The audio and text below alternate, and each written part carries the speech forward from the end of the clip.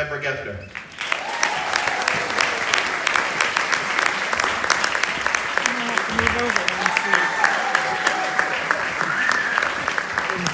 Always the tallest person, she's right in my eye line. Hello, everybody. Thank you so much for coming out. So Deborah and I talked on the phone, and she asked me what you might ask, and the first question I said I would ask, when she said, "Oh, I'm so glad you're going to ask that question," is I don't remember what it was. that you are a trained dancer. You studied at Juilliard. You were part of the original Broadway production of A Chorus Line, and I'm saying all this because anyone who knows this film knows you are sort of, your character, Victoria Porter. I'm the girl who couldn't dance. Yes, who's presented as someone of limited dancing talent, who Joe cast because, basically he's attracted to her. So how did you and Fosse work that out? How did he sort of help you dial it back, or what was that process? Well, he did it in a really, really typical Bob Fosse way, which is to say, very cleverly. I always wanted to be a ballerina when I was growing up, and I never managed that for various reasons. So I always kind of considered myself a sham dancer, kind of a very good sham dancer, but I had never managed to make it into a Bob Fosse show. I auditioned for Pippin. I got pretty far. And I auditioned for Chicago and got pretty far. So when I auditioned for All That Jazz and actually remained standing in the line, I was just ecstatic. And at that point, went on to get this part, but I auditioned for the chorus. So I was standing there thinking, I'm a Fosse dancer, a Fosse dancer. This is I made it. And of course we danced all out, as hard as you can. Every time he sees something, he wants it complete, full out. Otherwise, he can't see it. And he'll shame you by getting up and, doing it himself better. So when, for instance, when Sandal was afraid to fall from the scaffolding, or, before she could even be afraid, he went up onto the scaffolding in the erotica number, and he told the guys, okay, catch me. He did the fall, and then he said, okay, that's what I want you to do. Well, there's no way she's going to say it's too dangerous. He just did it. So that was Fosse, and before this, this pivotal scene, for me, pivotal, where am I popping? And is there anything I can do to stop popping this microphone? Is this okay? Sounds okay out there? Am I hurting your ears? Yes, all sounds good. No. Okay. I love you too.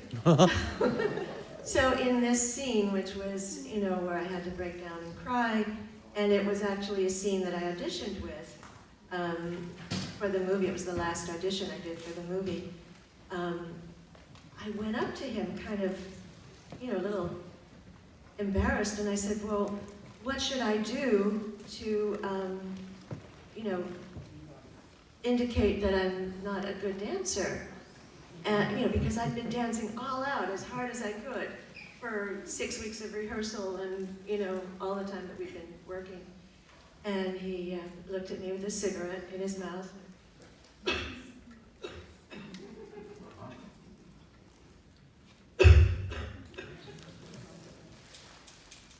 Just dance your best. And walked off. Well, that brings up another question I had. One of the most memorable, iconic moments from this film, one of the moments that blows the minds of the characters in the film, witnessing it as well as the audience, is that erotica sequence, and you were a part of it.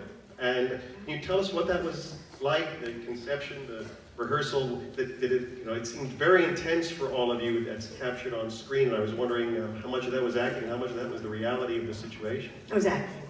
Yeah, it was acting, but it was also, we were dancing very, very hard. And we were, dancing the best that we could.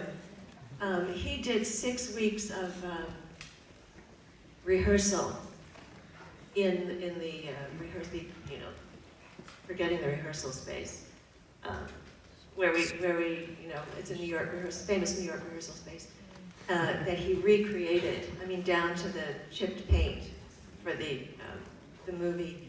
So we were there for about 6 weeks, which is an incredible amount of time to rehearse for any film. During that time, Roy Scheider was in another room, and once or twice he called me out to work with him. But he created this gorgeous, complete Broadway number that we could go through and we could do from start to finish flawlessly. And then when we got on set, he completely deconstructed it. He tore it to bits. He did this part here and this part there, and he was always fixing and helping. He wanted to get it right. He wanted to get it better and better and better. So we knew the whole thing. We knew the dance. We knew our partners, our steps, and the emotion came out of the steps. The emotion was integral to the steps. So when we're pounding on the scaffolding, that's the motion. You don't have to feel anger or passion, you're pounding. From an actor's point of view, how was he, from your experience, shifting hats on set with you and the cast, from director to choreographer and back again? It's almost always two different people. It really is two different people, but as a director, well, he was clever enough to do the thing that good directors do, which is cast the right people and, and trust them. That's 90% of directing, is getting the cast right. So he did that with everyone brilliantly. He did everything. Thank you. And as a director, I would say he was a choreographer. He would choreograph your, sorry, I just discovered that glass is sharp today. Something I hadn't noticed before. But as a director, he would choreograph your fingers. I was watching Liza, and I could see Bob Fosse. I could see him, like in her gestures, in her, even in her acting gestures. I could see him. And he was brilliant. And if you did exactly what he told you to do, you would be 100% better than what you were. At least that was my experience as a dancer / actor. This was the first film that I'd ever done. And I'd never, I had acted before, but mainly my experience was as a dancer and chorus line. Had acting in there, but so I was very grateful for that. But every single person that worked with him, I've never heard anyone who didn't say he made me look better than I was. So this is the editor, the music director, everyone who worked with him. Did you meet him for the first time when you auditioned for this, or had you known him before? Well, I met him when I auditioned for Pippin, but didn't really meet him. He was in the audience, and Kathy Dobie was conducting the rehearsals. His wonderful, talented, gorgeous dance assistant, choreographic assistant. She was the blonde Kit Kat girl. Yeah, gorgeous woman, and so nice. And her husband Wolfgang Gladys produced and was the assistant director on the film, and Cabaret is where they met. So I'd met Fosse there. I'd met him auditioning for Chicago, and when I finally got into Chorus Line, we all heard that he was casting all that jazz, and I was very excited. And there was a part in it that I thought I would be right for, Victoria, and by that point I had an agent, and she submitted me for the part of Victoria. I thought, great, this is wonderful. Before that, no, that wasn't the first time I really worked with her. Before that, she had submitted me for the part of Roxy Hart in Chicago in the national tour. And again, I went through all of their stuff, and it came down to two of us, Penny Worth, beautiful dancer, actress, and me. And the two of us were there in the hallway at Broadway Arts, and he brought us in one by one, danced, sang, and then did the monologue, the Roxy Hart monologue. And when I did it, he worked with me on the monologue, and I have never experienced anything like that with a director. He was so clear and brought so much out of me that I left there with this physical desire to work with him again in any way I could. And I didn't get the part, I was devastated, but there was some chorus lines, so I was happy. And then, so when he was doing all that jazz, I thought, well, she submitted me, he knows me. You know, I've worked with him one-on-one, you know, he knows who I am. Well, he had no idea who I was. He was lucky if he remembered all the women he had slept with, let alone all the women who had auditioned for him. So, a friend of mine who was in a chorus line, a young girl, said she was going to the chorus, the open call, and could she use my dressing room in the Schubert Theater, which was right across the street from the St. James Theater. And I said, sure, and she said, oh, you should come too. I went, no, I don't want to do chorus, I'm an actor now. And she said, well, no, remember Dustin Hoffman auditioned for Mike Nichols in a musical, and he said I shouldn't audition for this musical because I can't sing. And they said, no, go anyway, so he went anyway, and he auditioned for the musical, and Mike Nichols went, oh my God, you're in The Graduate, and that started his whole career. So she told me that story, and I went, all right. So I went and auditioned and got through, like I said, to the final line, and I'm standing there like really excited, going, this is just like chorus line across the street. And his assistant, Vicki Stein, leaned over to him and said, that's Deborah Geffner. He went, who? She said, Deborah Geffner. We called her in for Roxy Hart. You liked her. She's very good. And he went, oh. So, thanks to Vicki, I got called back. He called me back to audition, and then I heard that I was going to get a screen test. I was very excited, and then Richard Dreyfuss dropped out. So everything was put on hold for 6 months. I developed bronchitis because what else would you do? And then there was the screen test, and I was going in there, you know, wheezing and hoping I could, you know, breathe. And he did the screen test with me. I have it online. I have it on my website. And we went through it, and he said, okay, do it, but faster. And I thought, all right. Took a deep breath, went through it faster, and he was reading with me, and at the end he went, better, I think that's better. And then I heard that he liked me, but wanted to see me again.